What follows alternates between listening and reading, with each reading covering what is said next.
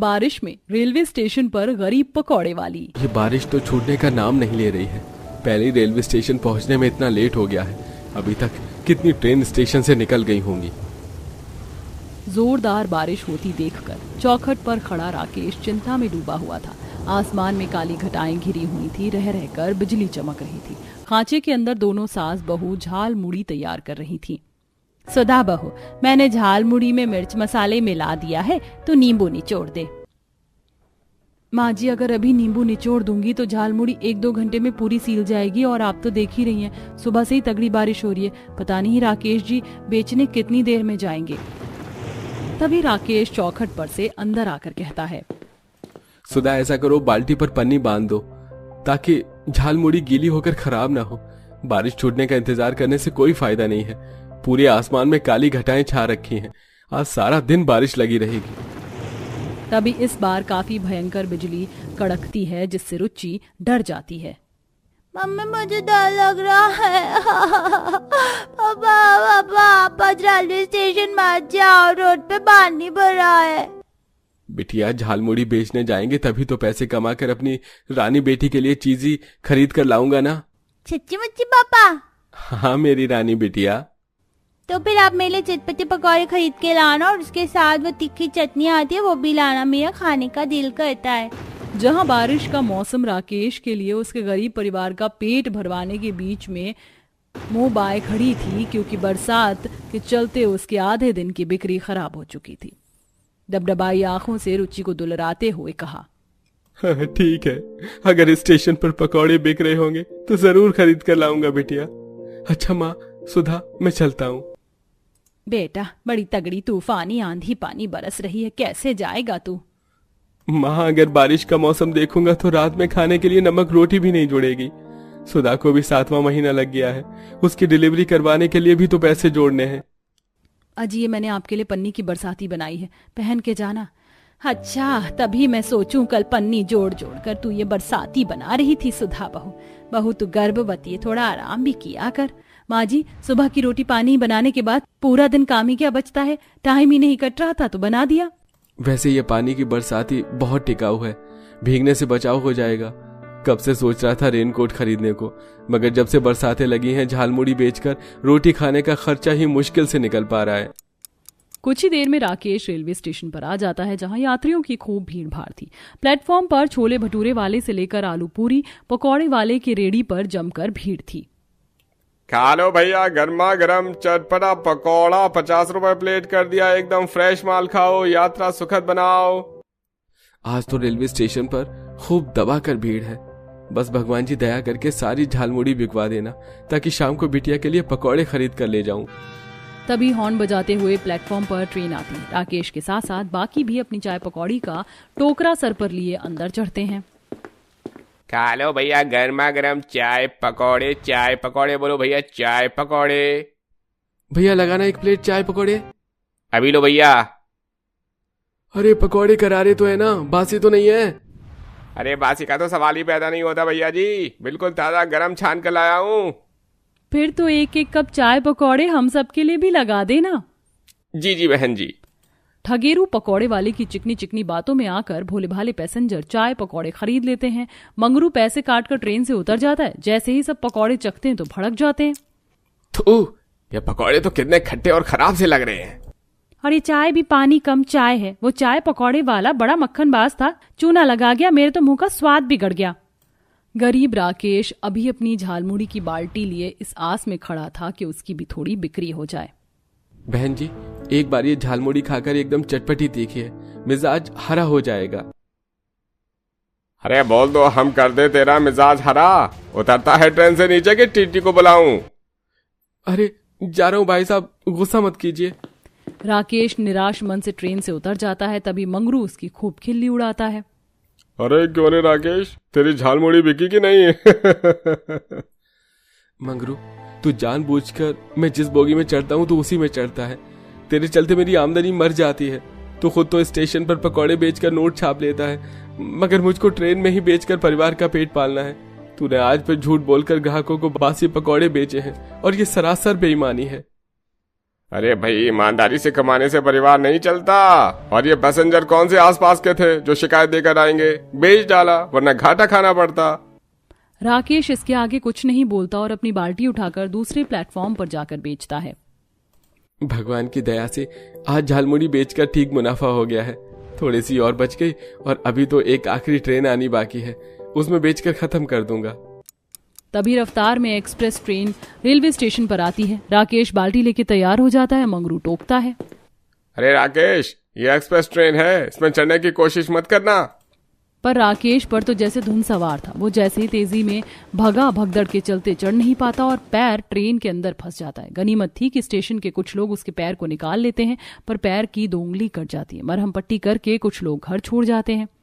Mummy, दादी, बुआ, देखो पापा आ गए, हम सबके लिए पकौड़े खरीद कर लाए होंगे। हे राम जी, राकेश बेटा, ये इतनी चोट कहाँ से लगवा ली बेटा? राकेश ने दुख से भरकर डहकते हुए पूरी बात बताई। ये समझ लो माँ, आज का दिन खराब था। वो तो शुक्र है कि पैर नहीं कटा, वरना जिंदगी भर कमा कर खिलाने लायक भी नहीं बचता। 2 उंगली कटी है पैर की, अगले 3 महीने तक काम नहीं कर सकता। समझ में नहीं आ रहा घर का खर्चा कैसे चलेगा। भगवान से हम गरीबों का 2 वक्त की रूखी सूखी नमक रोटी खाना भी नहीं देखा गया। एक ही कमाने वाला था, उसे भी घर में बिठा दिया। बहू की डिलीवरी पास है, मकानदार का 2 महीने का किराया भी सर चढ़ा है। शांति, एक तो वैसे ही बेचारे को इतनी चोट खाकर आए हैं और तुम ऊपर से किराए की टेंशन दे रही हो। अच्छा, तो मेरा बोलना भी तुम्हें टेंशन लग रहा है? तुम थोड़ी सुनने जाते हो मकान मालिक कितना टेढ़ा बोलता है? तुम चिंता मत करो, इस बार किराए के लिए आएगा तो मैं अपने आप देख लूंगा। कहीं भागे थोड़े जा रहे हैं किराया खाकर उसके। आज के टाइम में पैसों की जड़ ही हर एक गरीब परिवार में क्लेश का कारण है। शांति रमुआ के घर की दशा भी ऐसे ही थी, जिसमें रोजी रोटी कमाने वाला इकलौता राकेश था, जो अब घर बैठ चुका था। किसी तरह सुधा थोड़ी सी आटे में रोटी बनाकर परोसती है, तभी दोबारा से सुहावनी बारिश शुरू हो जाती है और पड़ोस के घर से गरम गरम पकौड़े की खुशबू आती है। हाँ मम्मी, पड़ोस वाली आंटी के घर से कितनी बढ़िया पकौड़े की खुशबू आ रही है। मुझको भी गरम गरम पकौड़ी खानी है, तुम बना दो ना। रुचि बेटा, पकौड़े बनाने के लिए बेसन रिफाइंड कुछ भी नहीं है, और वैसे भी पकौड़ी खाने से तबीयत खराब होती है। रोटी खा लो।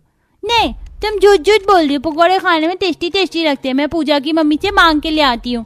तभी शांति गुस्से में रुचि को झड़पते हुए, देखो तो इस लड़की को पकौड़े खाने के लिए कैसे लालचू आ रही है, जैसे जिंदगी में कभी पकौड़े ही नहीं खाए। जो मिल रहा है चुपचाप से खा ले, कल से तो नमक पानी पीकर ही सोने की नौबत आ गई है। शांति के कुड़कुड़ाने पर सुधा नरम लहजे से बोली, माँ जी, मेरे होते मेरे परिवार को भूखे रहने की नौबत नहीं आने दूंगी। कल से राकेश जी के बदले मैं जाकर झालमुड़ी बेचूंगी। तड़के सुबह उठकर सुधा रसोड़े के काम निपटाने में लगती है। हे भगवान, डिब्बे में तो एक मुट्ठी आटा भी नहीं बचा जो माँ जी बाबूजी के लिए रोटी बना दूं। क्या करूं? मजबूर होकर सुधा पड़ोसन मनोरमा के यहाँ आती है। मनोरमा बहन, थोड़ा सा आटा मिलेगा? वो मेरे घर का राशन खत्म हो गया है, 2-4 दिन में भरवा लूंगी तो दे दूंगी। इसमें इतना हिचकने की क्या बात है? दुख में तो एक पड़ोसी दूसरे पड़ोसी के काम आता है। रुको, मैं लाती हूँ। मनोरमा रसोई में से आटा, चना और साथ में कुछ लौकी, आलू, प्याज वगैरह भी ला कर देती है। ये लो, लौकी, आलू, प्याज भी ले जाओ। अभी 2 दिन पहले ही पकौड़े बनाने के लिए खरीद कर लाई थी, लेकिन मेरे परिवार में कोई हरी सब्जियों के पकौड़े खाता नहीं, पनीर के खाते हैं। फ्रिज में पड़े पड़े मुरझा रही थी तो ले जाओ। और इस महीने कोटे में से 15-20 किलो चना मिला है तो ये भी ले जाओ, इस्तेमाल कर लेना बहन। बहुत बहुत शुक्रिया मनोरमा बहन। सुधा सब कुछ लेकर अपने घर आती है। कल मेरी बच्ची का पकौड़े खाने का कितना मन था, पर सामान नहीं था पकौड़ी बनाने के लिए। अभी तो सब कुछ उपलब्ध है। थोड़ा सा चना पीस कर बेसन बना लेती हूँ, सब्जी भी है, बस तेल लगेगा पकौड़े बनाने के लिए। किरण, इधर आना। जी भाभी। ये 30 रुपए लेकर जाओ और बनिया के यहाँ से खुला कड़वा तेल लेकर आओ। भाभी, आज आप कुछ खास बना रही हो क्या खाने में? हाँ, आज मैं सबके लिए पकौड़े बना रही हूँ। मनोरमा बहन ने चना और सब्जी दिया है। पकौड़े बनाने की बात से सबके चेहरे खुशी से खिल उठते हैं। सुधा महीन महीन प्याज और गोल गोल आलू और लौकी काट लेती है और हाथ चक्की में चना पीसकर बेसन बनाती है और फिर साबुत मिर्च मसाले सिलबट्टे पर पीसती है। पकौड़ी बनाने की लगभग सारी तैयारी हो गई। फटाफट से कढ़ाई चढ़ाकर मिर्च मसाले बेसन के घोल में अच्छे से फेंट लेती हूँ। सुधा बहू, पकौड़े बनाने में और कितनी देर लगेगी? जी ललचा रहा है कुछ तीखा सा खाने को। बस तेल गरम हो जाए तो पकौड़े छान रही हूँ बाबूजी। कुछ देर में गर्भवती सुधा गर्मा गर्म पकौड़ी चटनी के साथ सबको परोसती है, जिसे पूरा ससुराल चटकारे लेकर खाता है।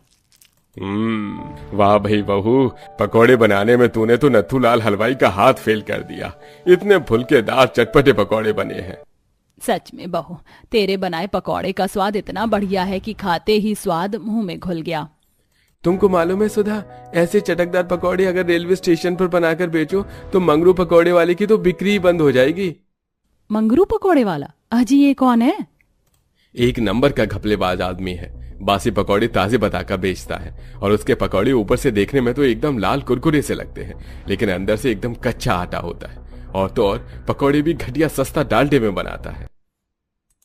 राकेश की बातें सुनकर रुचि भोलेपन से कहती है, मम्मी मम्मी ऐसे तो उन पकौड़े वाले अंकल के गंदे पकौड़े खाकर लोग बीमार पड़ जाएंगे। इससे अच्छा तो आप ही टेस्टी टेस्टी पकौड़े बनाकर बेचो, पैसे भी मिलेंगे और लोग भी स्वस्थ रहेंगे। रुचि का ख्याल सुधा के सामने परिवार चलाने का रास्ता खोल देती है।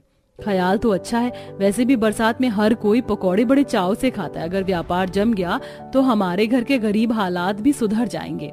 पर बहू, पकौड़े बेचने के लिए ठेला, बर्तन, कितना कुछ लगेगा। हमारे पास तो एक चवन्नी भी जमा जोड़ा नहीं है जो सामान लाएं। माँ जी, मैं सोच रही हूँ पहले शुरुआत थोड़े में करके देखती हूँ, अगर बिक्री अच्छी निकली तो फिर ठेला ले लूंगी। पैसों की किल्लत के चलते कम खर्च में ही पकौड़े बनाने बेचने का वो जुगाड़ लगाती है। भरो आलू, प्याज, घिया, गोभी, बैंगन, मटर बिल्कुल सस्ते भाव में। ये माल के मंदे भरो आलू प्याज 20 रुपए किलो। भाई साहब, घिया गोभी कैसे हैं? सारा सौदा 20 रुपए किलो है बहन जी। 5 किलो गोभी 5 किलो घिया तौलना। देख लो बहन जी, आलू प्याज भी एकदम चुनिंदा है। वो तो बस बारिश का पानी लग गया है तो खराब होने के चलते बेच रहा हूँ। बढ़िया पकौड़े बनेंगे, देसी प्याज है भैया, आलू भी पहाड़ी है। ठीक है, फिर कर दो।